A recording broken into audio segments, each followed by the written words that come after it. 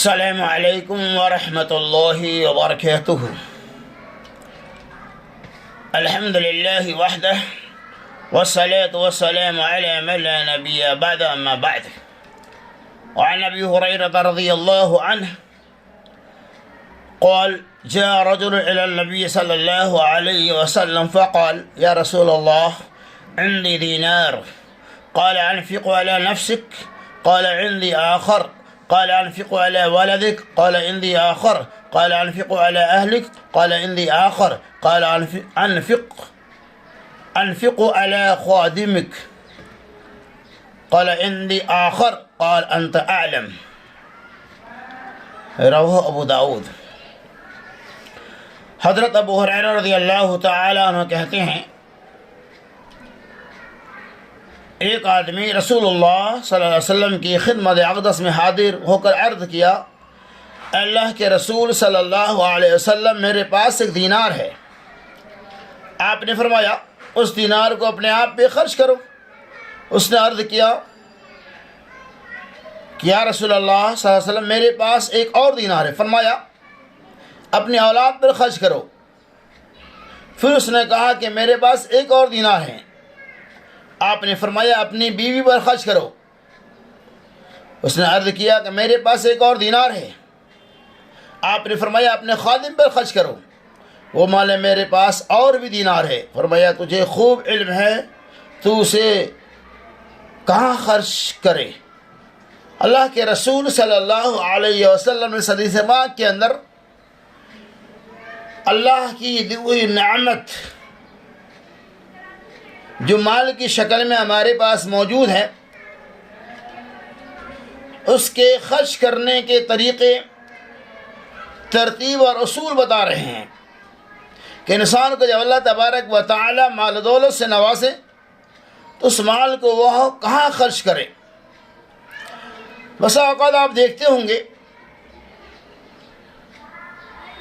کہ اللہ تعالیٰ کسی کو مال و دولت سے نوازتا ہے، انسان ایسا ہے جو صرف مال جمع کرنے کو اپنے ملکیت سمجھتا ہے، نہ تو وہ اپنے آپ پہ خرچ کرتا، نہ اپنے بال بچوں پہ خرچ کرتا، نہ پڑوسیوں پہ خرچ کرتا، نہ اعزا اقارب پہ خرچ کرتا۔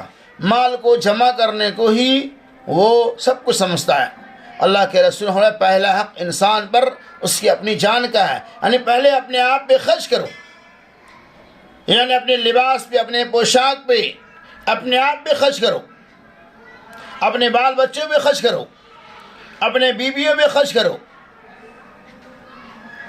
اور مزید اللہ تبارک و تعالی نے آپ کو مال دے رکھی ہے تو آپ ترتیب کے اعتبار سے جو زیادہ مستحق ہو، جو غریب ہے، فقیر ہے، آپ کے پڑوس میں جو بیوہ اور یتیم ہے، آپ ان پہ خرچ کرو۔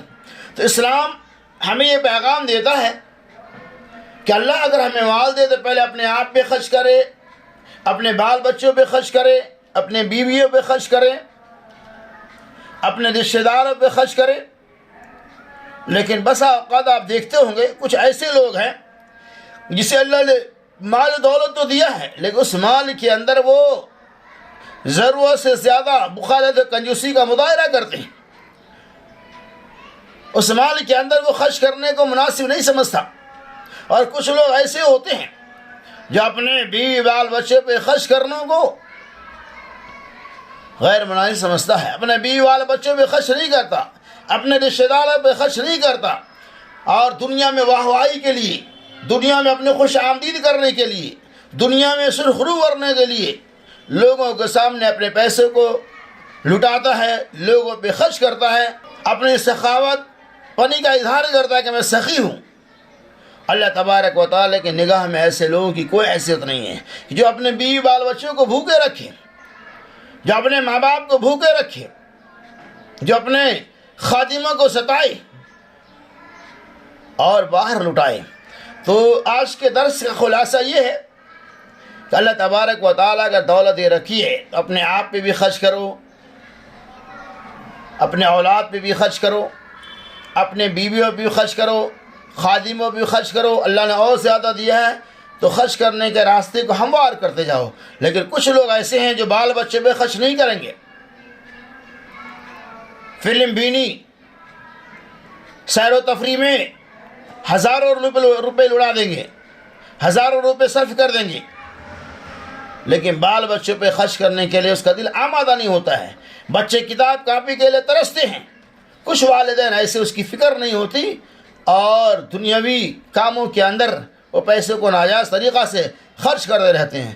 اللہ رب العالمین سے اللہ تعالیٰ ہمیں اللہ کی دی ہوئی نعمت جو مال کے شکل میں ہے، ترتیب اور اصول کے مطابق ہمیں اور آپ کو خرچ کرنے کی توفیق رفیق عطا فرمائے، آمین۔